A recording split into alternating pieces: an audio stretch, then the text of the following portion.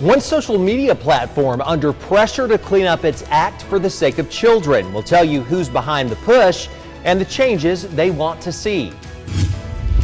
And loved ones and law officers desperate for answers tonight in the disappearance of a South Georgia woman who's been missing for close to a month.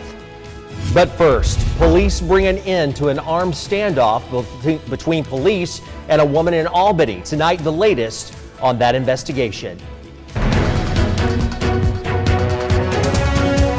Good evening and thank you for watching Fox 31 News at 10. I'm Greg Loyd. Victoria DeCardenas has the night off. Well, topping the news on this Friday, an Albany woman is at the hospital tonight after police say a case of domestic violence turned into an armed standoff. Our Ariel Mallory was on scene as it unfolded and explains how police brought it to a close. The Albany Police Department, along with a SWAT team, was called out to the 600 block of Shamrock Drive around 10 o'clock this morning in response to a domestic dispute. The police chief says they found a woman inside with a weapon. While the officers on scene, we heard one single gunshot, and at that time, the other male subject, he was out, females inside, and we started trying to talk to the female subject inside. The chief says the two were involved in an argument the night before and found several vehicles outside that suffered damage. Nearby neighbors say they haven't seen or heard anything like this happen in the neighborhood. It's a little eerie now that this has happened. I mean, you know, she's lived here for 46 years and nothing like this has ever happened. So, you know, you just don't ever know. It's just crazy. You just don't know what to think. You just don't think anything like this is going to happen in your neighborhood. That's so scary. The woman was the only one to suffer from any injury with a self-inflicted gunshot wound to her right leg and was transported by EMS to the hospital. The chief says charges are still pending at this time. In the update, we'll release the names of the parties involved and if there will be any charges filed. Reporting in Albany, I'm Ariel Mallory. Well, tonight, the agonizing wait for answers continues for loved ones of a missing South Georgia woman. Kiora Lawson was reported missing from Fitzgerald on May 14th. After her mother said she had not spoken to her in weeks. Our Tiffany Grace spent the day looking into the case and joins us now with reaction from law enforcement. Tiffany? Greg, police tell me they have no clues or leads leading to Lawson's disappearance. Now, Lawson's mother reported her missing after she said she had not heard from her in weeks, which was unusual because they would talk often. According to police, Lawson was last seen at It's Fashion in Fitzgerald with her friend and has not been seen since. After interviewing those who knew her and searching in places she has been known to go, they say they have been unsuccessful obtaining any useful information leading to them to Kiora Lawson. We've followed little bits of information that we have gotten, but none of it has led to anything other than some rumors or some false information. So we have absolutely no idea where to look or who she might be with or what happened to her at this point in time. So we're going on, you know, it's been 40 days, give or take, and just have absolutely no information. There is now a $1,500 cash reward for any information leading to Kiora Lawson. And if you have any information on her whereabouts, you are asked to contact the Fitzgerald Police Department. In the studio, I'm Tiffany Gray. Thank you, Tiffany. A Cordele City Commissioner is behind bars after a fight with an officer.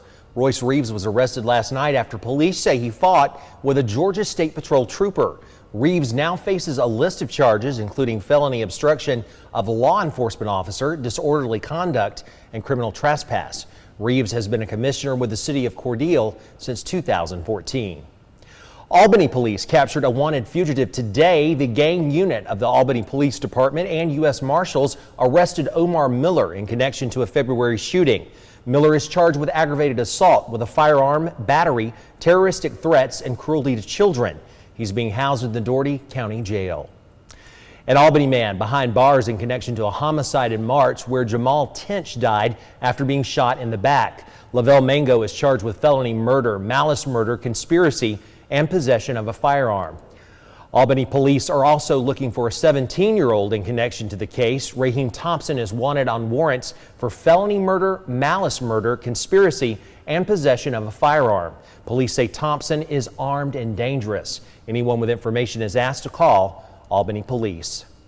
Also tonight, 6 people now pleading guilty in federal court over drug and weapons charges. Daniel Knight, Haley Roberts, and Donald Hammock were caught for illegal gun possession while being convicted felons. Emmanuel Cobb, Joshua Walls, and Cody Harmon face separate charges for distribution of methamphetamines and heroin at Albany motels. Though the gun possession and drug distributions aren't related, the arrests were part of law enforcement's efforts to keep the streets and communities of Albany safe. The 6 will face sentencing at a later date. Tonight, the cases remain under investigation by the FBI, U.S. Marshals, GBI, and local law enforcement agencies. Crisp County deputies are now warning residents of a prank from the social media app TikTok that could be used by scammers to get personal information. The trend shows people buying blank keys and writing a name and phone number on key tags. The keys are then scattered around the area. Deputies say it appears to be a harmless prank, but it could be an outlet for scammers or predators. Residents are urged to not give out any personal information on the phone and not to schedule in-person meetings through it. Well, it was a cloudy, soggy Friday for parts of southwest Georgia today, but will that trend continue for the weekend? Our Gary Thigpen joins us now with a preview of your forecast. Good evening, Gary. Well, good evening, Greg. Good evening, everybody. Yeah, we had some showers and storms all across the area today, and we will continue tomorrow to have a few storms around again, but the good news is I think as we get into Sunday, a little bit less activity. Let's look at our almanac for today here in Albany. We had a low of 74 and a high of 93, so a little bit above where we should be for this time of year. And looking at our low temperatures, it's going to be another muggy night here across the area as we'll be dropping down to the low, maybe even a few mid-70s out there for a low temperature. Looking at Sylvester here, 73, Leesburg, 71. And then let's take a look at our day planner for tomorrow. Again, as we said, some showers and thunderstorms developing again. In the heating of the day, we'll be going to the low 90s once again for tomorrow. A few locations might even try to hit the mid-90s tomorrow, so it is going to be a very hot day. Looking at our weekend, there's the low 90s for tomorrow. And scattered thunderstorms, as I said, drying out a little bit on Sunday, a little less activity with the thunderstorms, getting up a little bit warmer, around 93 to 95 degrees. And you can see here on our long-range outlook for we get into Sunday, a little bit of less activity, and Monday again we're beginning to dry out. And I think right now most of next week's a little bit drier, but again the hot, humid weather is going to continue. And after all, we are near summer, so definitely expect those showers and thunderstorms. They could pop up most anytime. Thank you, Gary. Well, social media giants, they're under pressure to regulate the content on their sites, and that includes edgy and sexual images found on their platforms. The National Desk's Angela Brown is looking into how one platform, Snapchat, is handling it. Log on to Snapchat, swipe past the camera, and you'll land directly in Discover. And teen users know exactly what to expect. There's like some weird stories too that like I don't even want to look at because the titles are so weird. Between videos on popping pimples and celebrity gossip are sexy pictures and edgy stories on topics like gender identity, boyfriends giving birth. Nikki goes past those ads, but many don't. And if they do get the stories, I think it could be impactful because like they're learning that way. So I think it's like hit or miss. Like it depends who you are. Critics argue social media companies like Snapchat are allowing content too advanced for its PG audience on their platforms. Snapchat is the second most popular social media network for children 11 or younger, according to Statista. Dr. Richard Vatz. When you have a Snapchat reference, which gets into things like bondage and oral sex, and for 11-year-olds and 12-year-olds and 13-year-olds, et cetera, et cetera, et cetera. This is very dangerous because kids don't really even know their identity at that age. Now 18, both Nikki and Zach have been on Snapchat for years and know the dangers and advantages of social media. Zach says it needs to be policed more. I honestly think that they should because I've seen some weird stuff on there, and I think that they should definitely make it more, I guess, centralized to your taste and stuff, not just random stories that anyone can see. It should be more centralized to what you like and maybe your age group. Parents can control what their kids can see. Snapchat says to see less of a certain kind of story, just press and hold on it, then select hide. While some of the content may be considered R-rated, Nikki says there's more to discover. They go on Discovery to look at everything and to look at news, recipes, other games, new clothing ads and websites to find stuff.